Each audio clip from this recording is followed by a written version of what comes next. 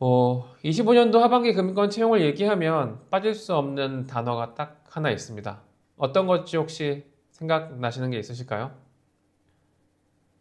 25년도 하반기 금융권 하면 떠오르는 딱 하나의 단어는 무엇이냐? 라고 한다면 가장 많이입니다. 최다라는 단어입니다. 최다 채용이었고요. 가장 많은 기회가 있었습니다. 커리어가 시작한 2020년도 이래로 5년째 매년 이렇게 보고 있지만 5년 중에 가장 최고의, 가장 많은 기회가 있었습니다. 그래서 보시는 것처럼 5대 은행 모두 다 선발을 했고요. 특히나 기업은행까지 포함해서 각각의 은행들이 다 200명 내외 채용을 했고, 농협은행 같은 경우에는 500명 가까운 채용을 했습니다. 정말 많이 뽑았죠. 그리고 가장 고무적이었던 게 바로 증권사의 채용이었습니다. 제가 일을 시작하고 나서 처음으로 공채를 진행하는 곳도 있을 정도로 올해는 참 증권사가 사람을 많이 뽑았습니다. 내년에 어떨까를 보면 어찌됐건 내년에 좀 더 많이 뽑을 거다고 생각하고 있지만 어쨌건 이번 하반기 금융권의 핵심 키워드는 최다였고요. 그런 점에서 이번 기회를 놓치신 여러분들께서는 어떻게 보면 정말 좋은 기회를 놓친 거라고 해석할 수밖에 없습니다. 그 관점에서 지금 떨어졌다고 해서 주저앉아 있을 수만 없겠죠. 저희는 내년 3월에 있을 공채를 향해서 달려가야 하고요. 또 내년 하반기에 있을 채용을 위해 달려가야 하기도 할 겁니다. 취업이라고 하는 게 항상 빠를수록 좋긴 하겠죠. 하지만 무작정 빠른 게 좋다고 생각하지만도 않고요.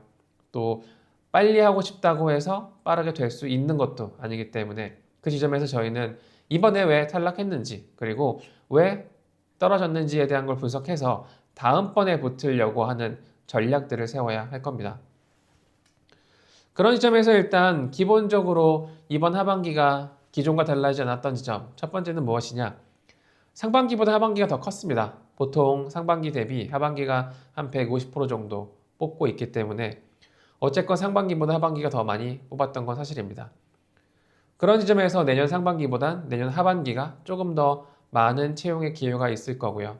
그런 지점에서 이번에 떨어지신 분들께서는 어쩌면 내년 9월까지 타임라인을 잡고 준비하시는 게 훨씬 더 건강하게 또는 훨씬 더 다급하지 않고 쉽게 취업 준비를 하실 수 있는 그런 타임라인이 되겠습니다.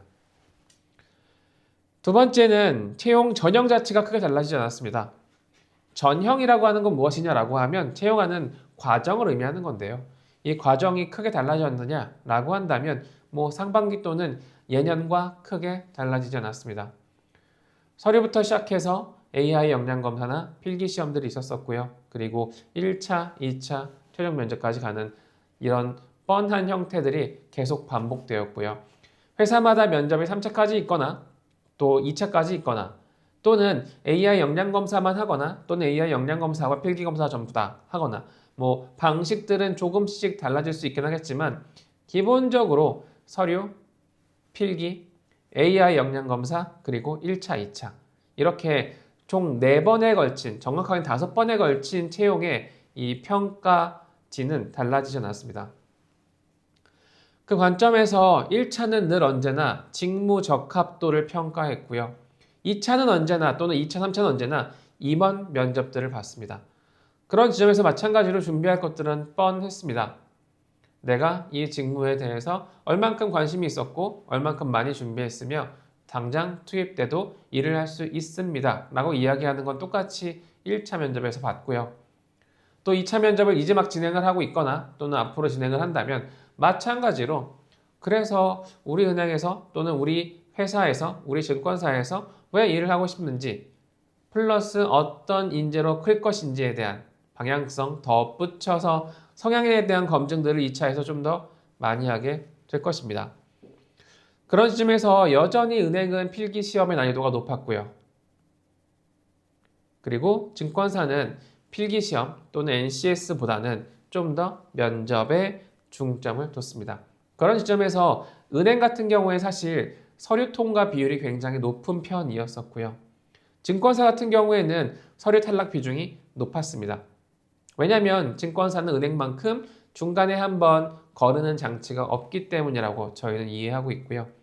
은행 같은 경우에는 AI 역량 검사와 필기 검사를 모두 다 보고 있는데 이 필기 검사라고 하는 NCS 기반의 문제들이 꽤나 난이도가 높기 때문에 탈락하는 분들도 많은 편이었습니다. 면접 같은 경우 말씀드렸던 것처럼 뭐 진행이 되긴 하겠지만 이거는 뭐 그렇게 달라진 부분은 없어서 증권사, 은행 비슷하지만 증권사가 조금 더 면접 난이도가 높다. 그렇게 기억해 주시면 되겠습니다. 그런 관점에서 여전히 은행은 공개 채용의 방식, 증권사는 이제 공개 채용이지만 수시 채용의 방식을 진행하고 있다는 것 알고 계셨을 텐데요. 이번에도 마찬가지로 진행이 됐습니다. 은행은 3월과 9월 정기 공개 채용 방식으로 진행이 되었고요. 마찬가지로 블라인드 채용을 진행했기 때문에 어차피 볼 수 있는 것들이 뻔했습니다. 블라인드 채용이라고 한다는 건 직무에 영향을 미치지 않는 것들을 지우고 보겠다는 겁니다. 직무에 영향을 미치지 않는 것. 이 사람들은 이미 직무라고 하는 그 중요도를 이야기한 상태에서 그것들이랑 상관없는 걸로 편견을 가지게 하지 말자라고 이야기를 한 것이고요. 그런 편견의 영역에 속해 있는 것들이 바로 나이와 성별, 출신 지역과 출신 대학, 흔히 말하는 학벌이 되겠습니다. 학벌 같은 경우에 특히나 블라인드 채용을 했을 때 오히려 상위권 대학교 학생들이 손해를 많이 본다라는 이야기를 많이 하고 있죠. 왜냐하면 학벌로 취업했던 시기는 이미 끝났기 때문인데 어쩌면 과거의 그런 고정관념을 아직도 답습하고 계신 분들은 억울하기도 하다는 이야기를 많이 하십니다. 그런데 이건 이미 정착된 지 꽤나 오래됐어요. 이미 5, 6년 된 부분이기 때문에 이 부분에 대해서 약점이라고 느끼시면 안 되는 거기도 하겠죠. 그런 지점에서 은행 같은 경우에는 모든 채용 공고에 블라인드 채용에 대한 것들을 공지하고 있고요. 거기에 덧붙여서 우대 자격증을 이야기하고 있습니다. 이게 아주 이상한 부분이기도 하는데요. 그렇게 직무가 중요하다면서 이런 자격증을 요구하나요? 라고 했을 때 은행은 맞아. 직무를 수행할 때 이러이러한 자격증은 아주 필요해 라고 이야기하는 겁니다. 이 부분이 증권사와 자산운용사와 완벽하게 달라지는 부분인데요. 은행은 늘 이래 왔었고 지금도 똑같이 특정한 자격을 갖고 있는 사람들을 찾고 있습니다. 물론 자격만 요구하는 건 아니지만 특히나 블라인드의 관점에서 내가 출신 대학교나 학과에 대한 언급을 할 수 없기 때문에 그런 지점에서 자격증이 특히나 더더군다나 사람들을 거르는데 중요한 수단이 될 수밖에 없기도 하겠죠. 그래서 보시면 농협은행의 자격증만 가지고 오긴 했지만 여기 있는 자격증을 여러분들께서 따지 않았다라고 한다면 한편으로 은행의 서류 통과가 힘들 수밖에 없는 거기도 합니다. 이러한 자격증은 제가 꽁꽁 숨기는 게 아니라 모든 은행들이 다 채용 공고에 붙여놨습니다. 모든 은행들에 들어가면 다 볼 수 있기 때문에 걱정하실 필요가 없고요. 이제 이런 것들을 하나씩 준비하시면 된다는 거죠. 어쨌건 뒤에 말씀을 드리겠지만 중요한 건 지금 제가 말씀드리고 싶은 건 은행의 채용 방식은 달라지지 않았다인 거고요. 증권사도 마찬가지입니다. 증권사의 공개 채용 마찬가지로 공개 채용 왠지 정시 채용 같은 느낌인데 막상 내용을 까보면 수시나 다름이 없습니다. 은행처럼 우대 자격증을 이야기하는 것도 아니고요. 은행처럼 필기 시험을 보는 것도 아닙니다. 어쩌면 증권사의 공개 채용이 수시 채용에 가깝다라고 말씀드렸던 건 사실 사람을 뽑을 때 직무, 정확하게는 직무 수행 능력이 가장 중요하니까 이거 딱 오래 준비한 사람들 보고 뽑아야지. 이거 딱 필요한 경험한 사람 보고 뽑아야지. 또는 이런 능력이 있는 사람 뽑아야지라고 하는 게 어쩌면 당연할 수 있기 때문에 그런 지점에서 특히나 성과주의가 좀 더 심한 증권사에서는 우리가 필요할 때마다 사람을 뽑는 게 훨씬 더 효율적일 거고요.